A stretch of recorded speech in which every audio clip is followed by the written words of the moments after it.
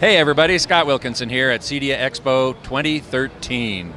Well, it's our last video interview of the show, and I'm sitting here with Mark Henninger, who has been faithfully recording all of the videos you've been seeing on AVS, and with the incredible camera rig that he's developed, very portable, very slick. I want to thank you so much for all your great work. It's been tremendous. You're welcome, Scott. It's been really intense and interesting.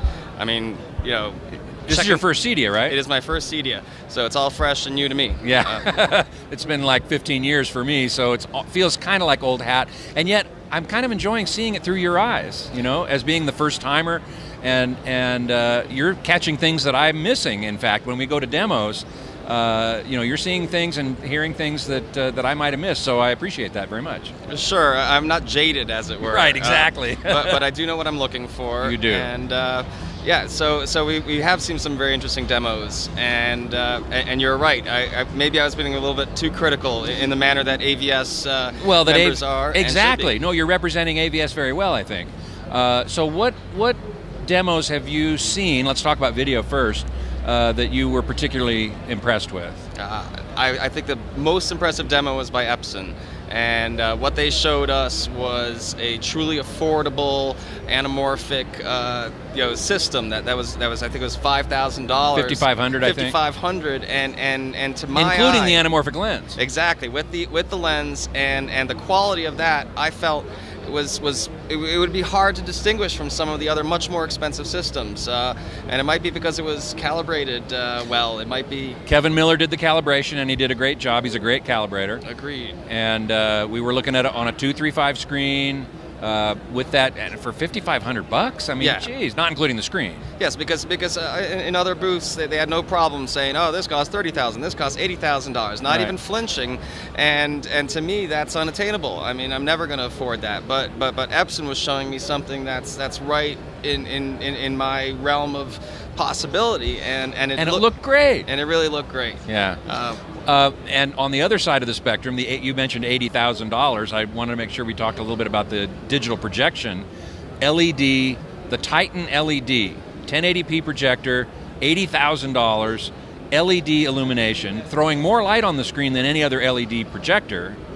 But tell us about that one. I mean, I could too. There was an issue which harkens back to the Epson, which is it was not calibrated, and it was showing color that was out of gamut, which really affected skin tones and affected the perception of realism. It looked fake, and in my view, that I know what they were trying to show off, which is just the brightness and the color rendering capability of it. Right. The fact that it goes outside of the gamut that we should be using. Absolutely, but then they're telling me that it's a 1080p projector for $80,000 and the picture on the screen doesn't look perfect, and that was a little bit off-putting. But then I got to understand what that experiment or what that projector was bringing to the table, which would be more than a decade of continuous running where the quality of the light won't change, it won't dim, yeah. And that because it's not hot, it doesn't have to have a fan, or at least it doesn't have to have a loud fan. Right.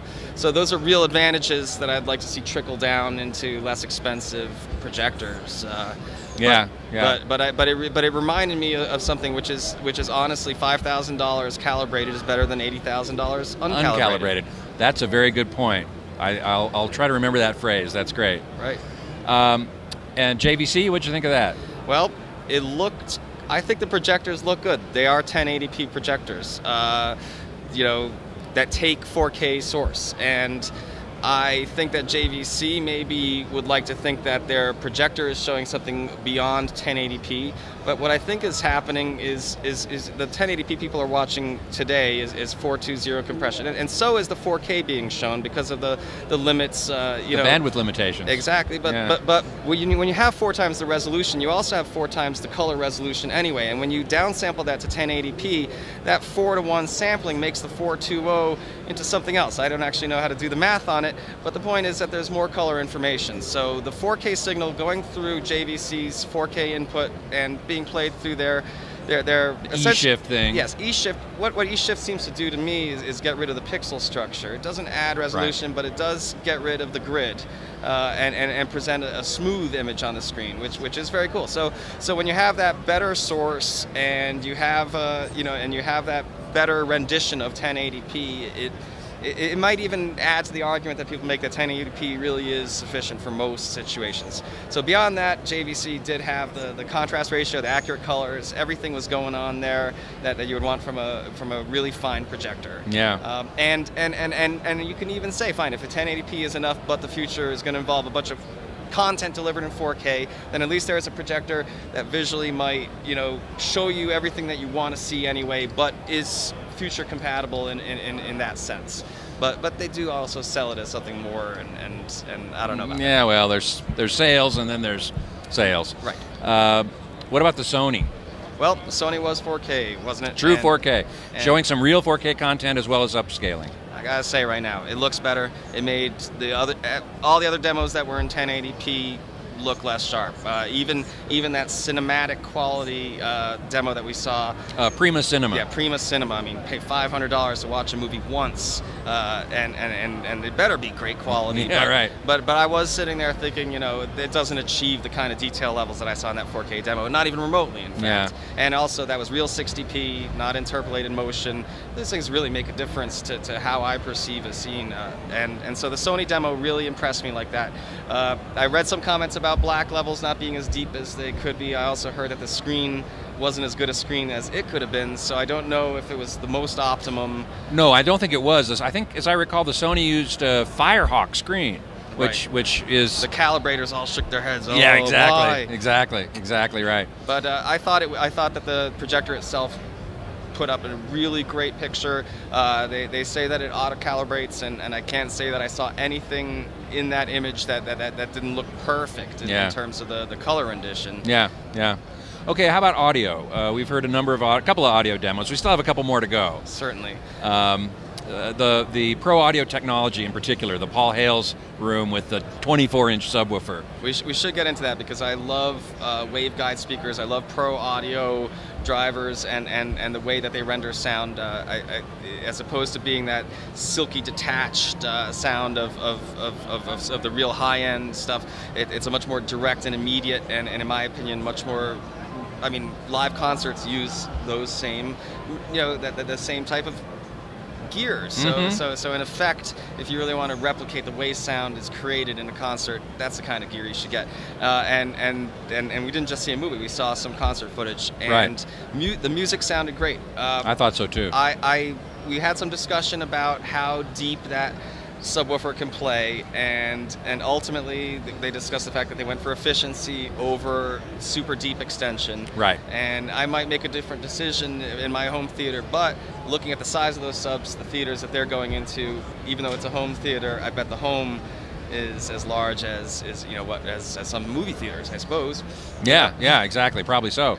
And that demo was in a much smaller room than two of those 24-inch subwoofers would reasonably fit in, but they were trying to make a statement. Well, they were, and what the statement they made was to play 110 decibel music and not have it actually hurt your ears. I mean, it's hurting your ears in the sense that it will damage your hearing eventually, but it didn't hurt your ears in the sense that it sounded grating. It was definitely clean. Very clean. And if what they say is true, then achieving that 110 decibels hardly took much power at all, maybe 10 watts. Yeah, exactly. 99 decibels at 1 watt. Maybe for the front row, but there's room gain and all that. I don't know, but I would think that since they can peak at 130 decibels, if you do the math backwards, 110 decibels probably didn't take much power at all. Right, exactly. So that's impressive. I agree. Speaking of the Prima Cinema room, that looked pretty good. It was 1080p, and I agree it didn't match true native 4K. I was surprised at how poor the sound was in that room. And you're required to get that sound system. They made that very clear. Yeah. The entirety of it was required. It's a Meridian Digital, I forget the exact name, but Meridian Digital audio system. They're beautiful DSP speakers that in other situations I've heard sound great. It did not sound right. No, it's kind of harsh. And is this another case of not calibrating, perhaps? I can't imagine that they didn't.